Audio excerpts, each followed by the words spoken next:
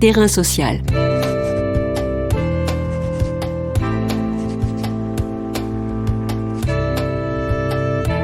Hugues Chevarin. Charlotte Arnal. Charlotte Arnal, activiste de la cause animale, a initié la Marche des animaux en octobre 2019. Elle avait fait une halte par nos studios l'an passé. Cette action originale, très remarquée par les médias, a été stoppée par la pandémie de la Covid-19. Le 29 janvier dernier, les députés ont adopté en première lecture une proposition de loi visant à renforcer la lutte contre la maltraitance animale, excluant toutefois la chasse, la corrida et l'élevage intensif. Les animaux à qui le droit reconnaît d'être des êtres sensibles doivent-ils être traités à l'égal des humains, comme le souhaitent les animalistes et les antispécistes, et ne pas être sacrifiés à nos appétits carnivores? Les associations de défense des animaux, telles L214, montrant les images des souffrances qu'ils endurent dans les élevages intensifs, les abattoirs et dans bien d'autres pratiques comme la chasse à courre, nous obligent à une nécessaire réflexion. Faits isolés, dérives d'un modèle productiviste, nouvelle sensibilité de l'espèce humaine. Terrain social, aujourd'hui, propose d'interroger une nouvelle manière d'être avec les animaux. Terrain social. Bonjour Charlotte Arnal. Bonjour. Qu'est-ce qui vous a poussé à entreprendre une marche pour les animaux? Alors, j'ai entrepris cette marche pour faire évoluer le texte fondateur, donc la Constitution, avec cette idée qu'aujourd'hui, les animaux sont quasiment privés de droits. Ils sont considérés comme des biens ou comme une composante de l'environnement, mais ils ne sont pas pris en compte pour eux-mêmes en tant qu'êtres sensibles. Et ça me paraissait très injuste. C'est pour ça que je me suis mise en marche. Et y a-t-il eu des événements déclencheurs à cette marche? Par exemple, je me souviens de ce festival de Yulin dont on avait précédemment parlé. J'ai toujours été sensible à la cause animale. Pourtant, je consommais des animaux. J'en mangeais. Donc, il y a eu déjà le passage au véganisme qui m'a permis d'aligner mes convictions. Et puis, en effet, un jour, je fais une méditation. Je me relie donc le 21 juin à ces animaux lors du festival de Yulin, donc les chiens et les chats qui sont ébouillantés, brûlés et consommés. Et à ce moment-là, je me dis, tu peux pas juste être végane, tu peux pas continuer à regarder sans rien faire ce qui se passe dans le monde. Voilà, tu dois aller plus loin. Et là, je fais le serment que je vais dédier le temps qui me reste à la cause animale. Est-ce que votre démarche vient s'ajouter déjà à des mouvements animalistes, à des associations qui portent déjà ces questions, cette défense des animaux? J'ai opéré seule. Je me suis évidemment informée, j'ai consolidé des liens, des relations avec toutes les actions existantes. Mais j'avais envie de créer en fait ma propre aventure. J'avais envie de pouvoir avoir un militantisme et un engagement créateur, pas simplement m'ériger contre, ni m'adosser à un projet existant et rentrer dans des cases.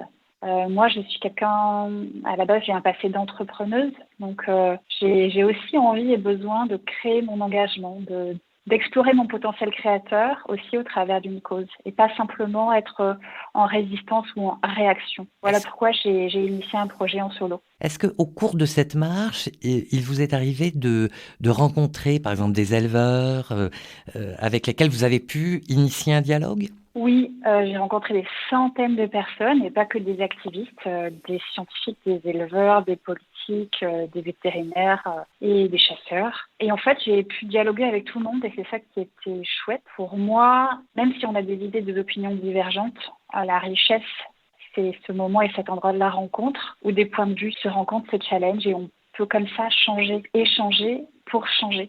Donc pour moi, c'est la base de la transformation. Il y a juste une institution qui n'a pas souhaité me recevoir, mais voilà, sinon j'ai pu dialoguer avec tout le monde. Comment appréciez-vous le contenu de la présente proposition de loi qui a été votée sur le bien-être animal en ce qui concerne les animaux domestiques de cirque et de delphinarium, sachant qu'en sont exclus la chasse, l'élevage intensif, les abattoirs?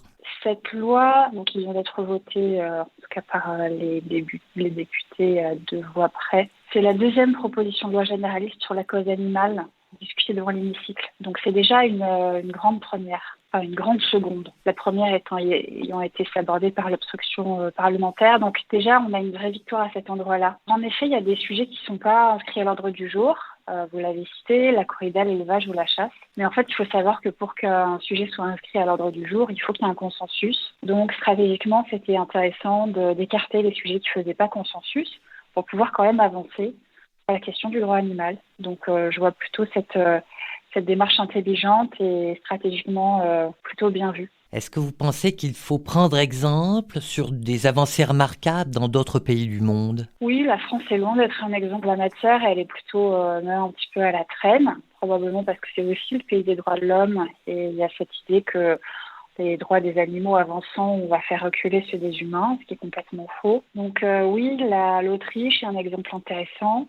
Ils ont d'ailleurs inscrit dans leur constitution la reconnaissance de la sensibilité de l'animal, qu'ils élèvent au rang de cohabitants des humains. Donc c'est un exemple très intéressant. L'Allemagne qui a aboli la chasse à courre depuis plusieurs dizaines d'années. On a pas mal de pays européens et même l'Inde par exemple qui a reconnu la personnalité juridique des dauphins. Donc les delphinariums sont interdits déjà depuis quelques années. Oui, il y a beaucoup d'exemples à prendre à l'étranger. Donc que répondez-vous à vos détracteurs dans votre démarche de sensibilisation à la souffrance animale?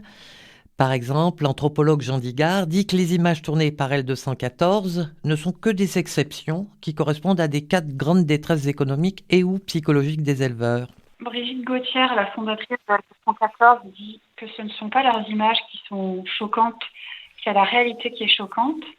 Dans mon périple, j'ai pu avoir, par exemple, affaire au lycée de Périgueux, juste au moment où je passais d'ailleurs dans cette région.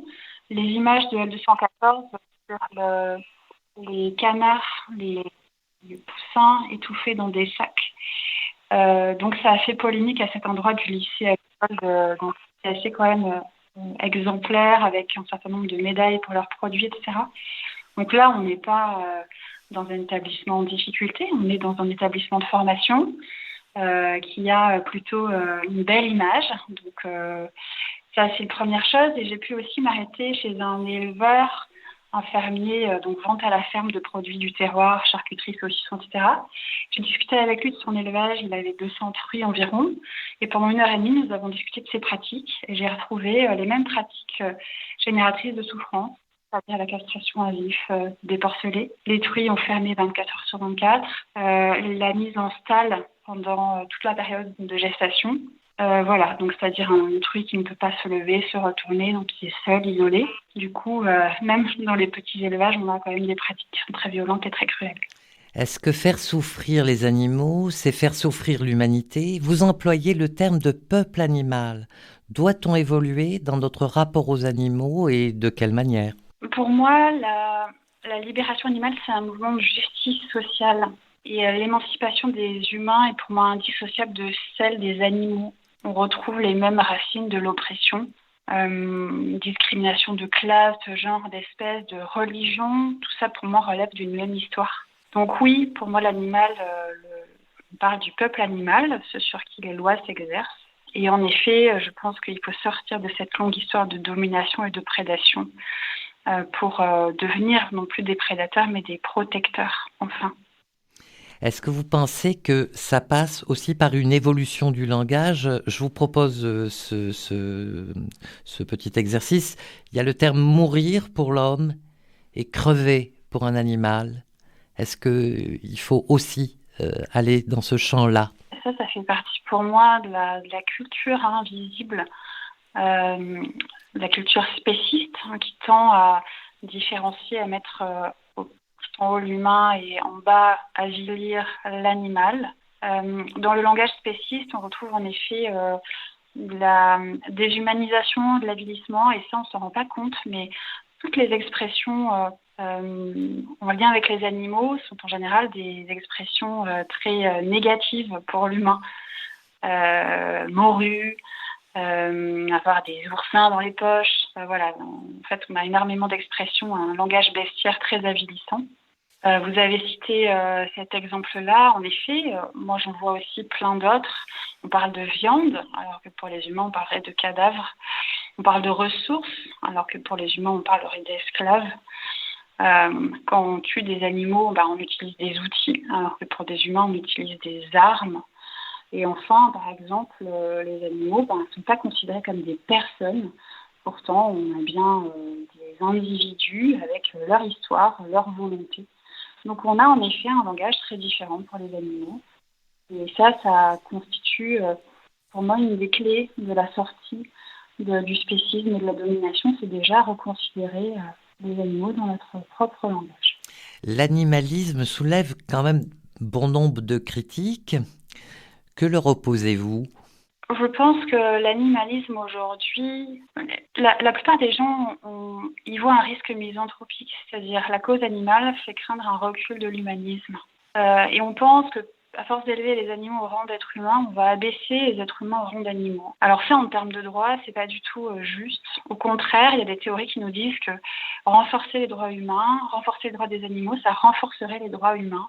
La libération, en tout cas la prise en compte des libertés fondamentales des animaux, c'est justement dans cette idée de mouvement de justice sociale, on fait avancer les droits de tout le monde. Quelles sont aujourd'hui les nouvelles pistes dans lesquelles vous souhaitez vous engager ? Et une question évidemment qui me paraît être importante, c'est reprendrez-vous la marche interrompue à cause de la pandémie de Covid-19 ? Alors, en tout cas pas dans ce contexte de pandémie, puisqu'elle pourrait être stoppée à tout moment. Donc pour l'instant, j'ai mis la marche de côté. Je continue à faire du lobbying pour la question constitutionnelle au sein d'une association qui s'appelle Convergence Animale Politique, dont la mission est justement de politiser la cause animale. Et mes projets, c'est de continuer à œuvrer, mais plutôt en tant que journaliste sur la question, à travers d'articles, de livres ou de documentaires. Et je m'intéresse plus particulièrement, non pas à la question spéciste ou animaliste, mais plutôt à la question du sentientisme. Et le sentientisme, c'est une philosophie éthique qui est assez récente, selon laquelle la considération morale doit être basée sur la sentience, c'est-à-dire la capacité à ressentir. Voilà, je trouve que c'est une belle manière d'aborder les choses de manière positive et non pas s'ériger contre un système. Donc voilà, je continue mon petit bout de chemin autrement. Merci Charlotte Arnal. Je rappelle que vous avez initié la marche des animaux et que votre engagement pour cette cause se poursuit dans le mouvement Convergence Animaux Politique. Terrain social.